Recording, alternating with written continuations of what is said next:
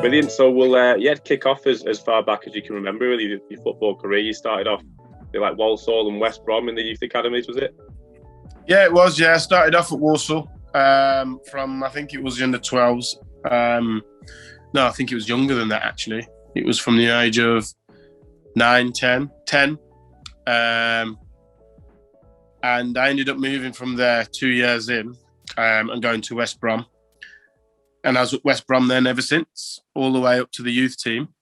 Yeah. And it was an unbelievable experience, you know, as a West Brom fan as well. Obviously, when you're a fan and a kid, you don't really appreciate it as much as when you get to the youth team. And it's more of a surreal thing of being a footballer. Obviously, when you're younger, everybody wants to be a footballer and the hype of being a footballer. But when you actually get to that situation of, right, I'm in the youth team now and you're training and you're in and around the first team with the first team players, that was the moment where it was a bit surreal, being a fan as well. And for instance, Darren Moore would walk past, or Paul Robinson, or you'd be cleaning Zoltan Gira's and Kieran Richardson's boots, little things like that. So all of a sudden you're like, wow, this is amazing. Was it a bit daunting for you then? Do you reckon it was almost a distraction if you were at, because West Brom were like sort of up and around the Premier League at that point, weren't they? Yo-yoing. Yeah, they were in the Prem at the time I was there. So when I was there, that's when they did the Great Escape. Yeah. And that was an amazing, surreal moment as well, because the youth team most of the time ball boyed. And I remember at the end of that game, obviously Jeff Horsfield scores and everyone goes mad. And at the end of that game,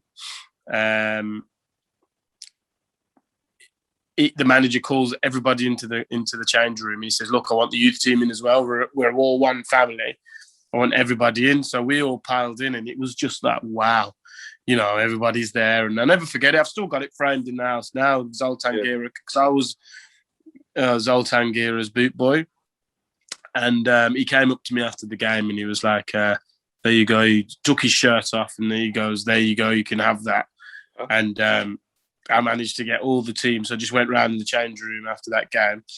All the team signed it for me. And I've still got that upstairs frame now. So it's, back then it was amazing. Great to be part of in some way, I suppose. What was Brian Robson like? Did you have much interaction with him as the manager, or? Not really. He was a manager that kept himself to himself. Obviously, his number 2 was with Big Nige, who's down at where's he just gone? Bristol City now. Yeah. And they were they were old school, weren't they? If you call it old school back then as well. So you know the way they are, they just kept themselves to themselves, and they just concentrated on the first team. And if you were lucky enough to go and train with the first team, then they'd call you up. But apart from that, yeah, they just kept. But just being around and seeing him walk past you, you know, Brian Robson, unbelievable. And he used to join in sometimes with training, and we had to like collect the balls and the poles after they'd finished and stuff. So we were privileged sometimes that we'd finished training and they were still training and doing 5-a-sides, whatever they're doing, and he'd join in. And wow, he still had it, man. He was cultured. He was just so good. So. Yeah, that was amazing as well. What an experience that was as well from such a young age. And did you ever see yourself like realistically getting a sniff at West Brom? Like, did you see yourself breaking into the first team, or at that stage was it just, you know, they were too strong of a side and you felt you had to look elsewhere? Yeah, it would have been very difficult for me to make the first team, I think. At that age, I don't think I was I don't think I was anywhere near a Premiership player at that time. And it would have been very tough to break into that side because they're all old senior pros and very experienced football players that were there. And when you look at the position I played, wing, you know, there was like Kieran Richardson, who they'd brought in on loan from Man United, and Zoltan Gira, who was like our best player. And then you had people like Jason Kumas that couldn't even get in the side, and he's unreal. So it was one of those where I didn't think that I was going to get released, but I didn't think that. I was I was real. You know, I wasn't one of these that thinks, "Oh my God, like I'm unreal and I should be in the first team." I was real with myself my whole career, really, and I got an injury anyway in my second year scholar, and I was out for the whole season. I was out for 9 months. Went for a scan and an X-ray on my knee because I was having real big problems with it. Could hardly walk, and what happened was put cameras down, put sleep, put cameras down, and there was little holes in the back of my knee. And I remember the guy saying, "Look," the surgeon saying, "Look, you're going to have to retire because we can't actually operate on this. We can't get to those holes, and if the blood can't get to it, then you're not going to be able to play." So I remember leaving that office then at like 17, nearly 18, thinking, "Wow, this is it already." So I've had all that high of getting my scholarship and being in and around the first team and all that sort of stuff, to then getting a massive blow like that. So it was a youth team manager at the time, Craig Shakespeare, actually. All right, yeah. He was my youth team manager, and he said, "Look, Chris, I had a good chat with me," and it was the physio at the time who said to me, "Chris, no, we're not gonna just call it a day like that. What we're gonna do is we're gonna work hard. We're gonna do upper bodies in the gym, stay off your leg, rest it, all that kind of stuff." And he said, and after 6-7 months, we'll go back and then we'll get another X-ray and we'll get another scan on it. And if it's still the same, then at least you've tried everything. So anyway, I did all that. Worked with him tirelessly every day. It was absolutely fantastic. And to be honest, I kind of owe my career to him, because anybody else could have said, "Well, the surgeon said that's you, lad, bye," and that would be it. But he didn't. He kind of believed in fate, if that makes sense.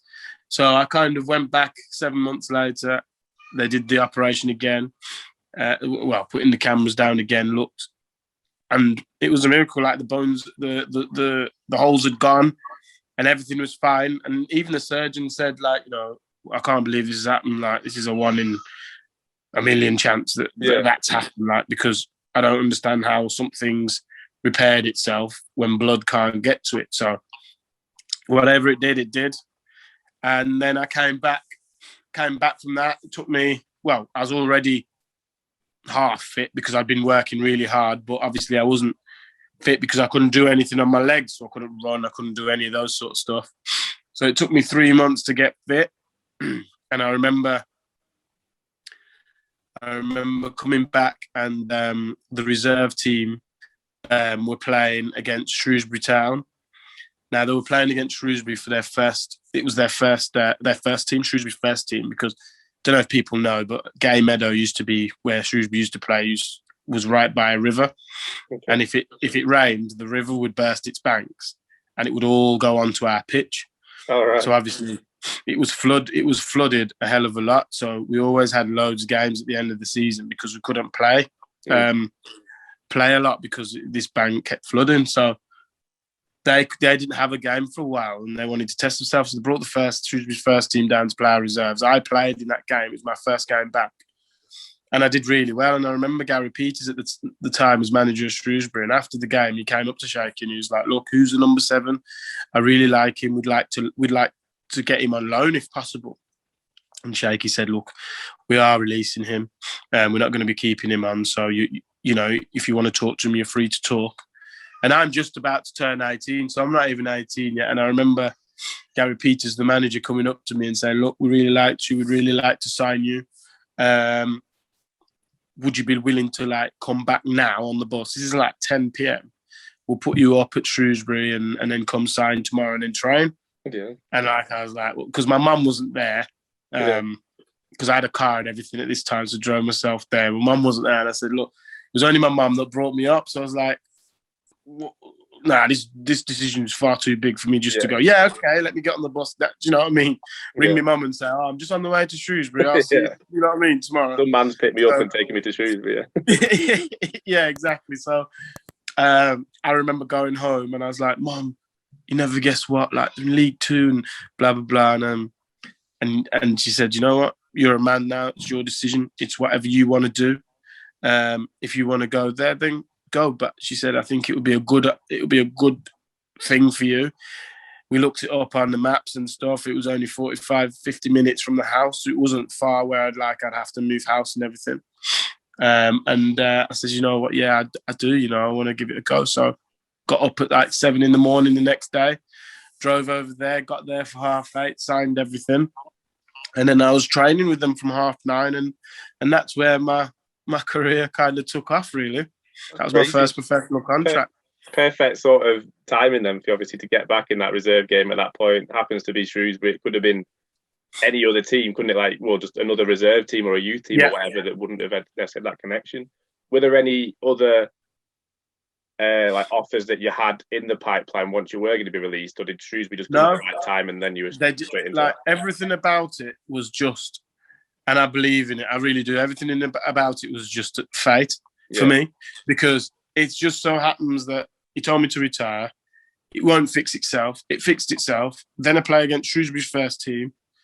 Then I'm going up there the next day and signing. Like it was just fair. Like you said, we could have been playing Tottenham's for reserves, or we could have been playing, you know, anybody else. And there was nothing else in the pipeline.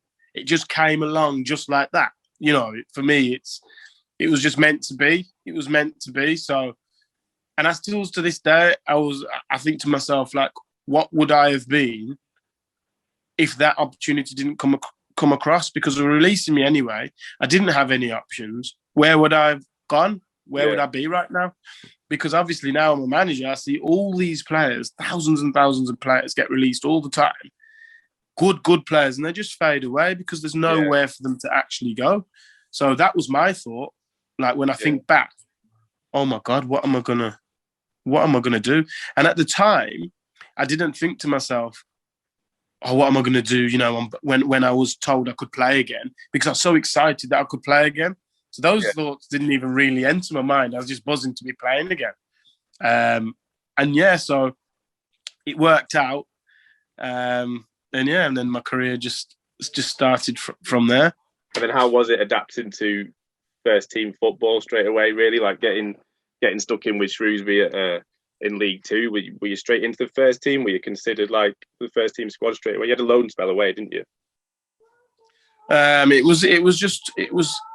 It was really tough, to be fair, at start, because I wasn't used to it. I'd not trained with the West Brom's first team or anything.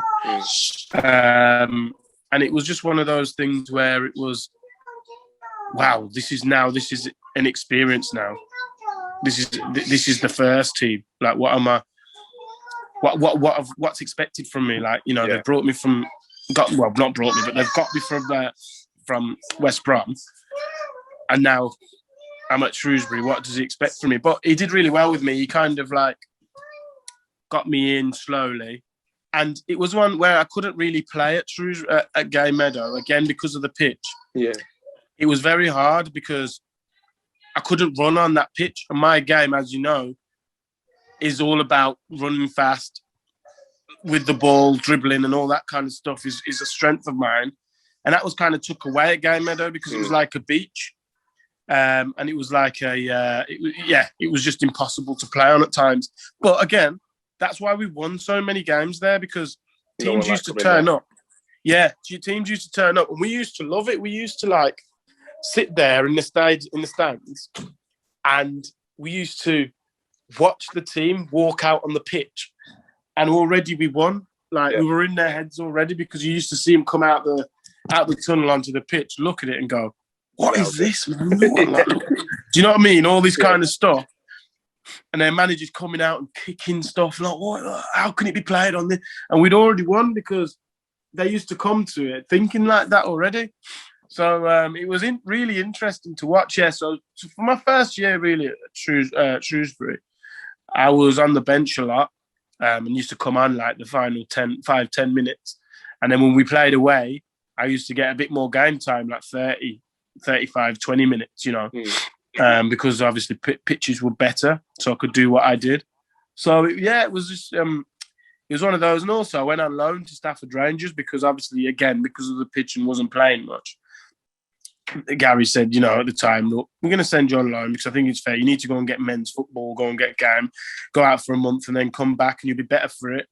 get kicked about by men and stuff like that. And you know what? I really loved it. And it would have either made me or break me. And some players can't handle that side of it. And I went to the conference, Stafford Rangers, and this was football now. I'm getting two-footed, I'm getting booted, I'm getting my foot stamped on a corner, I'm getting, all the cheeky little things that people do. It must be tough for like a pacey right winger like yourself when you're just not being allowed to play that style of football at that level, really, when it's just exactly getting stuck into you, aren't they?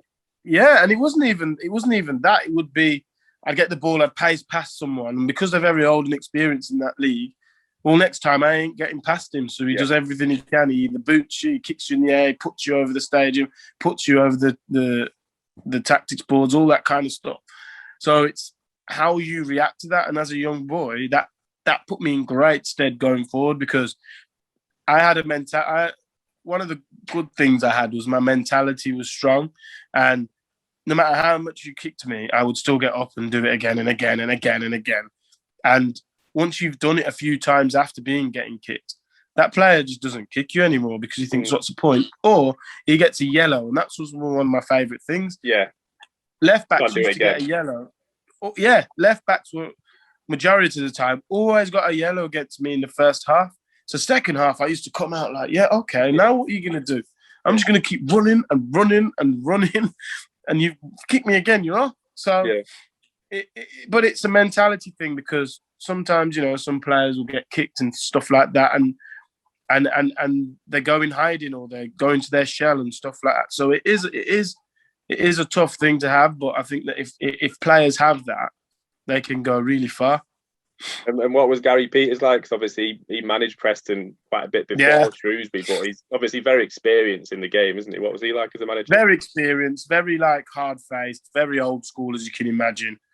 Play it long and then squeeze up and then play from there kind of mentality. Very compact. Yeah. But as a bloke, what an absolute top guy. He'd do anything for you. He'd stick up for you, but flipping heck, if you did something wrong, you knew about it. It was very much the old throw the boot at you, David Beckham style with him. Was it? Yeah. Were you ever on the wrong end of any of them? Yeah, you didn't. Not really, no, because as a young boy, and really the only time that he would go mad at us is if you were late, or the silly little things like that. Okay. But I was always 20 minutes early. I was always staying behind after training and doing extra bits. I just did what he asked, and with that, you can't really go wrong. And also, I didn't really play much under him at Gay Meadow. So my kind of career took off when Paul Simpson came, and we moved to the new meadow. And then it was a brand new pitch, flat pitch. It was lovely for me. Now the real Chris Humphrey had kind of evolved. I was getting fit, I was getting stronger, I was getting games in that league. And I don't care what people say, I've played all the way up to the Championship, and I would say definitely League 1 and 2 are harder because it's just full on. I'm not saying the Championship's not full on, but you have a little bit of time on the board in the Championship. But in those kind of levels, it's very on go. You've got no time. People are in your face. The challenges, everything like that. So. So it was just my career really kind of kicked on under Paul, and then playoff near misses, didn't you, at Shrewsbury? Then did you play in Wembley?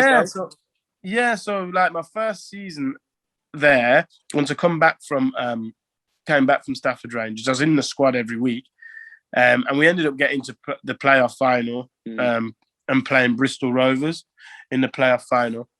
And we lost that, and I came on with about 15 minutes to go at Wembley, so it was unbelievable, the new Wembley.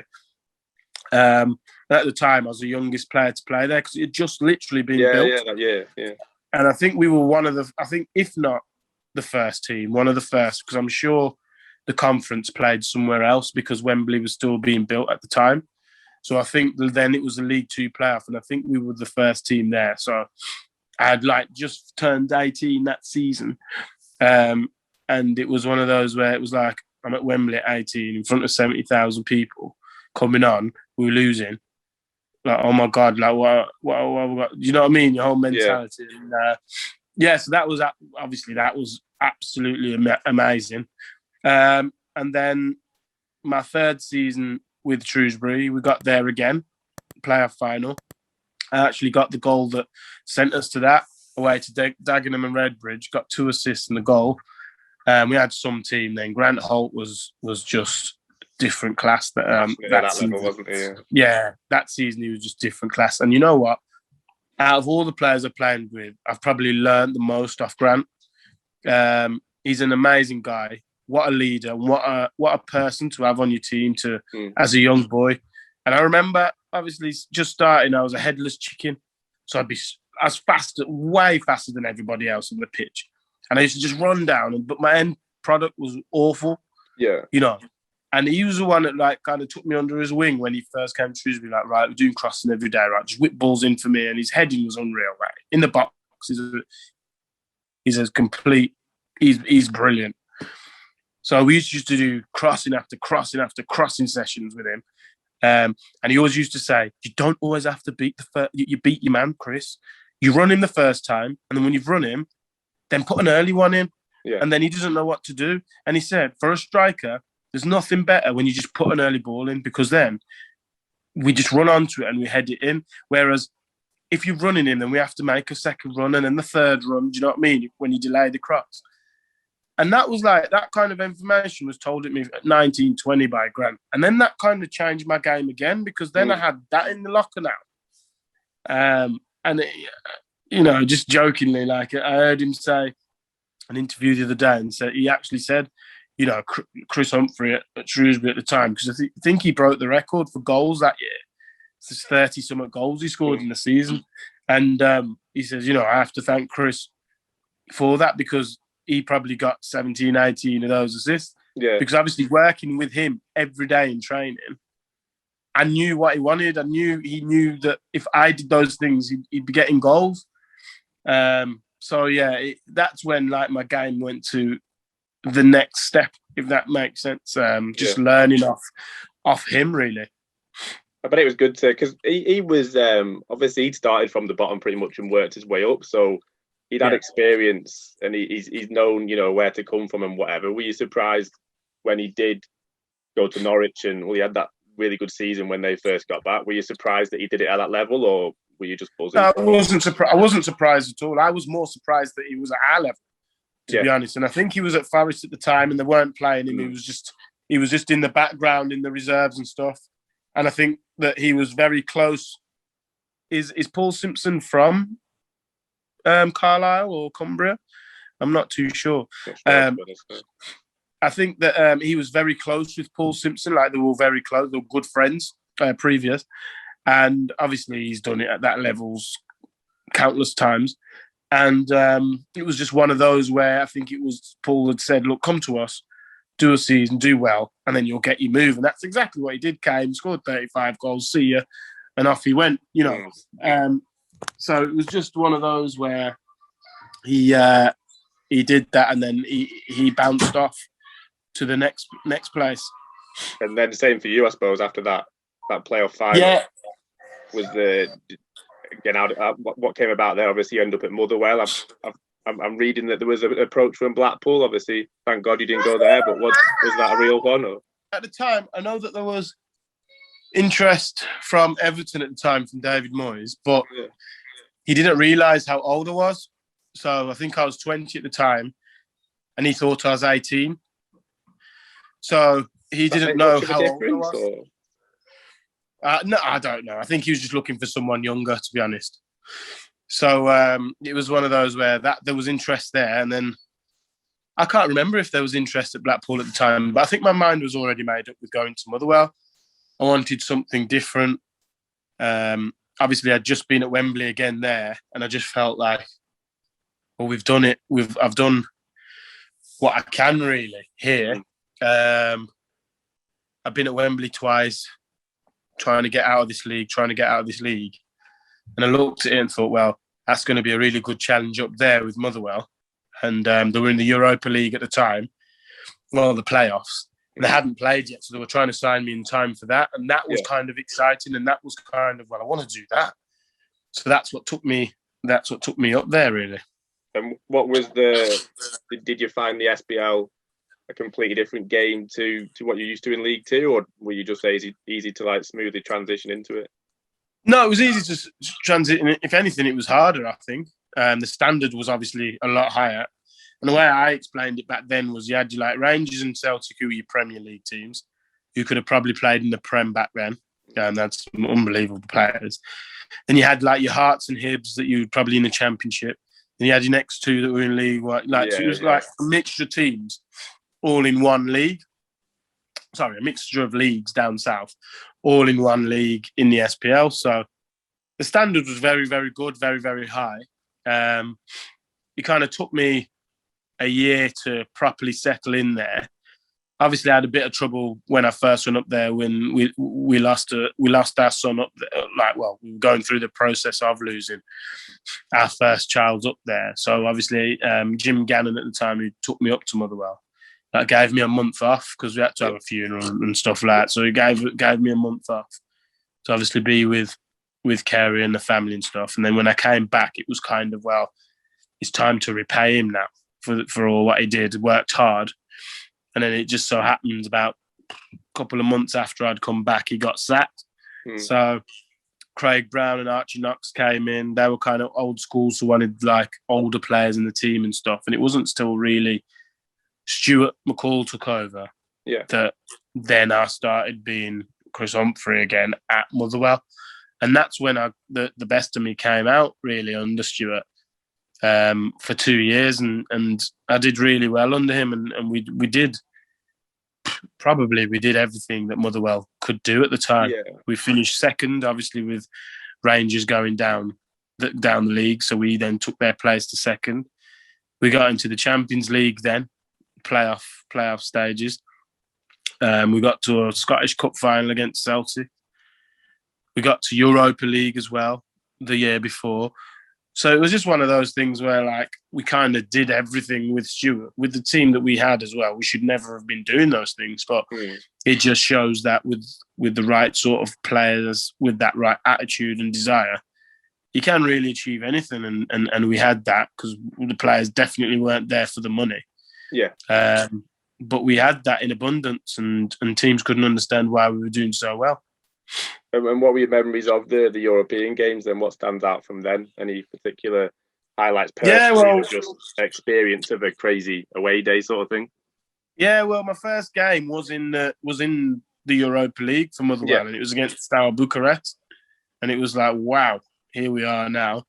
Then went out over there to the return leg, and it was even more of a wow. Like, their stadium's unreal.